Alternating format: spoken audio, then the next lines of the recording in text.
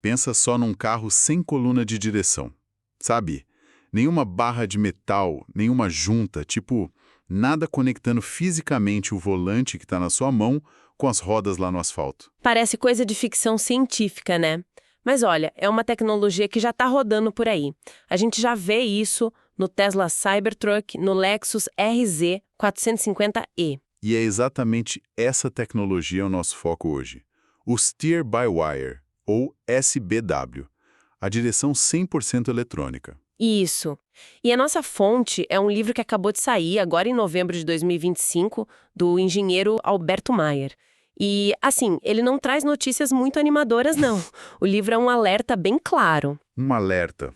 Como assim? A tecnologia já chegou no Brasil, os carros estão sendo importados, mas o país parece perigosamente despreparado para ela. Nossa. Então, a nossa missão aqui é entender como essa revolução funciona e mergulhar no que o autor chama de uma discrepância gritante entre o futuro que já está aqui e a nossa realidade. Ok, vamos lá então. Para a gente entender o tamanho dessa revolução do Steer-by-Wire, acho que primeiro a gente precisa entender o que ele está aposentando, né? O livro do Maier deve explicar como a direção funcionou por, sei lá, mais de um século. Quais eram as regras do jogo? Exato. O autor resume tudo em 5 princípios que eram, assim, a base de tudo. O primeiro é o mais óbvio, a facilidade de manobra. Claro, o volante tem que ser leve. Para isso que inventaram a direção hidráulica, depois a elétrica. Isso. O segundo princípio é a irreversibilidade. Irreversibilidade. Um nome meio técnico, mas é para aquilo, né? Para quando você passa num buraco, o volante não dá aquele coice na sua mão. Exatamente essa ideia. Ele filtra os trancos. O terceiro é a estabilidade. O efeito de o volante voltar sozinho para a linha reta depois de uma curva. Perfeito. O quarto é a precisão. Sem folga, né? Você vira o volante e a roda responde na hora. Certo. Então, facilidade de manobra, sem trancos, estabilidade e precisão. O sistema bem previsível. Mas qual era o quinto, o que o autor chama de pilar de ouro? Era a confiabilidade. Mas uma confiabilidade bem específica, a mecânica. A regra de ouro era que sempre tinha que existir uma ligação física, de metal mesmo, entre o volante e as rodas. A famosa coluna de direção. Exato. Mesmo se a assistência elétrica ou hidráulica pifasse, você ainda conseguiria virar as rodas. A direção ficava pesada, um horror, mas o controle do carro não era perdido. Era a rede de segurança final. E é justamente essa rede de segurança, esse pilar de ouro, que o Steer-by-Wire simplesmente joga fora. A primeira reação de qualquer um é pensar, isso é uma loucura. Como que convenceram as pessoas de que trocar uma barra de aço por elétrons era seguro? Então, o mais fascinante é que a resposta para isso veio de outro lugar. Da aviação. O tal do fly-by-wire dos aviões. Exatamente. A confiabilidade mecânica foi trocada por uma coisa chamada redundância eletrônica. A segurança não vem mais de uma peça de metal, mas de vários sistemas inteligentes trabalhando juntos e se vigiando. O livro usa o Tesla Cybertruck como um exemplo perfeito disso. Redundância. Então é ter um plano B para tudo que pode dar errado. Como isso funciona na prática? São várias camadas. A primeira está ali no volante. São sensores triplos. 3. 3, completamente independentes, lendo o ângulo do volante. E eles funcionam num sistema de votação. Espera aí. Um sistema de 2 contra 1 dentro do meu volante. Se um sensor ficar maluco e der uma informação errada... Os outros 2, que concordam entre si, anulam ele. A maioria vence. Um motorista nem fica sabendo que teve uma falha. Genial! Isso é só o começo, imagino. E nas rodas? Nas rodas, a gente tem os atuadores duplos. Cada roda da frente tem um motor elétrico, tal do RWA, que faz o trabalho de esterçar. E esse motor, ele tem 2 enrolamentos elétricos independentes. Entendi. Então, se uma parte do motor queima, a outra continua funcionando normalmente. Com 100% da capacidade. O comando é redundante e a execução do comando também é. Faz tudo sentido. Mas e a energia? Não adianta ter tudo duplicado se a tomada for uma só. Boa. Esse é o terceiro pilar, a energia dupla. No Cybertruck, por exemplo, o sistema é alimentado por 2 fontes diferentes. A bateria principal, de 48 volts, e uma auxiliar, de 12 volts. Se uma falhar, a outra assume na hora, sem interrupção nenhuma. Sensores triplos, motores duplos, energia dupla. É uma teia de segurança mesmo, né? A filosofia é: algo vai falhar, então vamos ter planos B, C e D prontos. É, essa mentalidade. E tudo isso, assim, é validado por uma certificação super rigorosa, a ASILD, é da norma ISO 26262. ASILD. O que isso significa em termos práticos? Significa que a probabilidade de uma falha catastrófica, daquelas que levam à perda total de controle, é menor que uma em 100 milhões de horas de uso. Uma em 100 milhões de horas. Isso é nível de segurança de aviação comercial, não é? E coloca em perspectiva o risco de uma falha mecânica, sabe? Uma peça de metal pode ter fadiga, pode quebrar com o tempo, a gente não vê, mas o risco tá ali. E, estatisticamente, a redundância eletrônica acaba sendo mais segura. Nossa, isso deve mudar completamente a experiência de dirigir. Como é a sensação no volante? O livro descreve isso. Descreve, sim, como não tem mais a coluna de direção, não tem vibração. Sabe aquela sensação do asfalto subindo pelo volante? Sei, claro. Acabou. O peso que a gente sente é uma simulação, na verdade, o que eles chamam de feedback áptico. E por ser uma simulação, ele pode ser ajustado, certo? Tipo, bem levinho para manobrar na garagem e mais pesado, mais firme na estrada. Exatamente isso.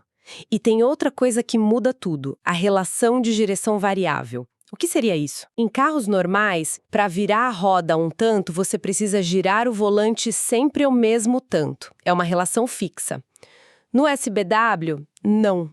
Ah, então para estacionar eu viro o volante só um pouquinho e o carro já esterça quase tudo. Acabou aquela cena de ficar dando várias voltas no volante. Isso. Em baixa velocidade, o sistema amplifica o seu movimento e o carro fica super ágil. Já em alta velocidade, ele faz o contrário. Exige mais movimento do volante para virar menos as rodas, o que deixa o carro mais estável. Que incrível!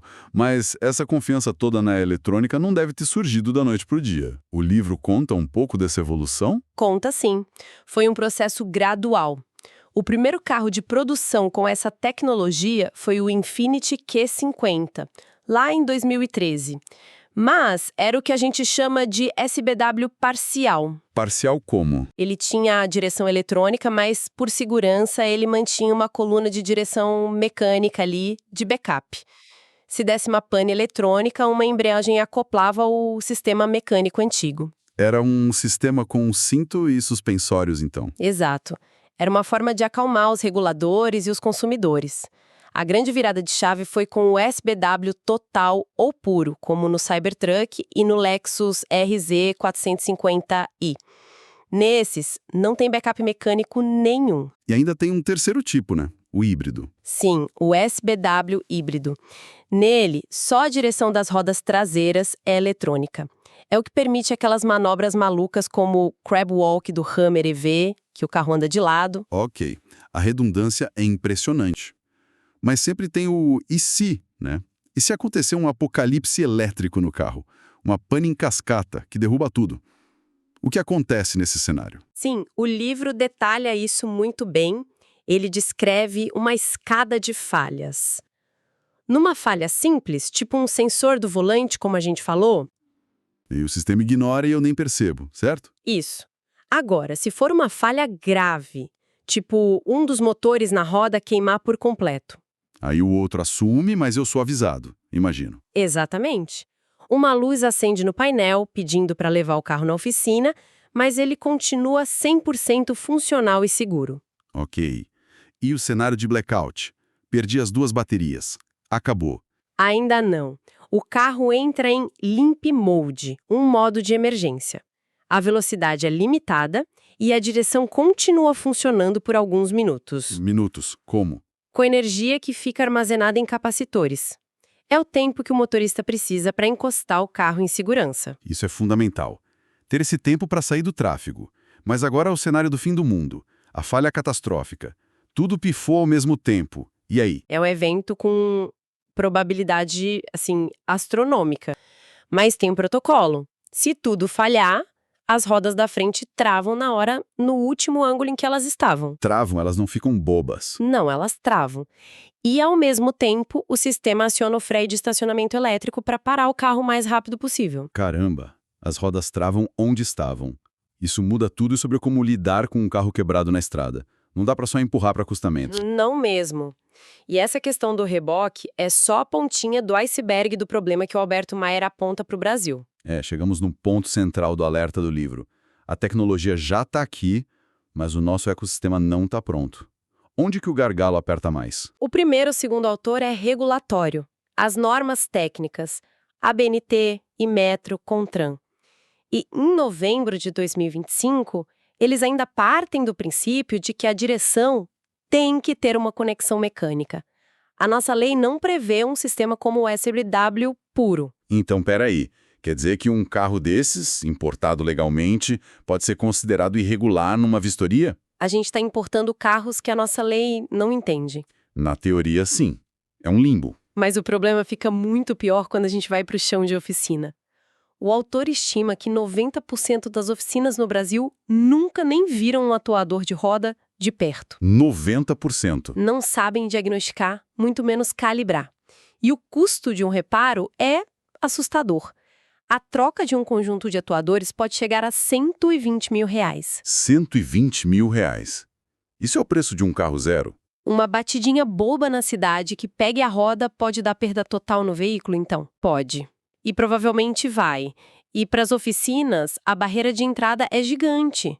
O livro calcula um investimento de mais de R$350 mil em equipamentos e treinamento só para começar. Isso cria uma reserva de mercado absurda para as concessionárias. E o consumidor fica refém. Totalmente. E aí vem o outro gargalo. A capacitação. Os cursos técnicos de engenharia não ensinam sobre segurança CIUD, sobre as redes de comunicação que o sistema usa, nem sobre os procedimentos de calibração. Coisas como offset de tow. O que é esse offset de tow? Explica rápido. Claro. Tow é a convergência, o ângulo das rodas. O offset é o ajuste fino para garantir que com o volante reto, as rodas estejam perfeitamente alinhadas. Num carro comum, você faz isso com chave de boca. No SBW, é um processo de calibração eletrônica super complexo.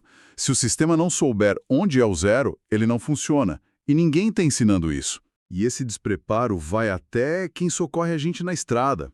Sim, e isso é muito grave. Socorristas, bombeiros, a PRF não têm o treinamento. A regra de ouro do SBUI, em caso de pane total, é nunca rebocar com as rodas dianteiras no chão.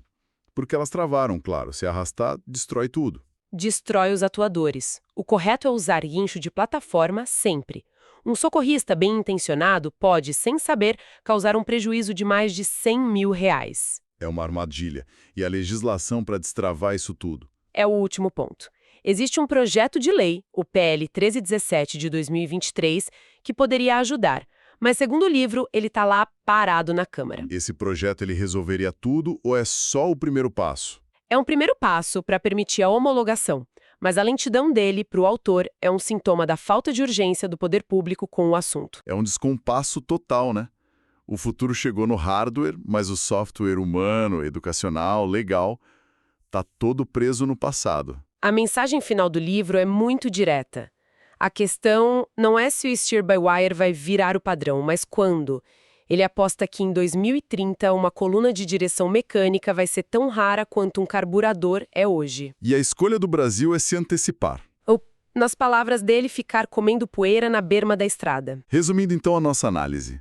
O steer-by-wire é uma tecnologia incrível, mais segura, mais eficiente, que muda a experiência de dirigir, é um passo essencial para a condução autônoma. Só que a chegada dele no Brasil expõe um abismo de preparação, né? Em todas as áreas. Exato. E a fonte deixa uma reflexão final que eu achei muito boa. O autor compara essa transição com a revolução do fly-by-wire na aviação, décadas atrás. Na época, muito piloto duvidava que um avião sem cabos de aço pudesse ser seguro. E a história provou que eles estavam errados. Muito errados. Os sistemas eletrônicos com redundância se provaram muito mais seguros e precisos. E a gente está vendo a mesmíssima história se repetir agora nos carros. E isso nos deixa com uma última provocação. Se a conexão mecânica entre o volante e as rodas, que foi um pilar sagrado de segurança por mais de 100 anos, pôde ser eliminada e trocada por algo melhor, quais outros dogmas da engenharia de carros estão prestes a cair, conforme os carros viram cada vez mais software e menos hardware? O que vai significar dirigir daqui a 10 anos?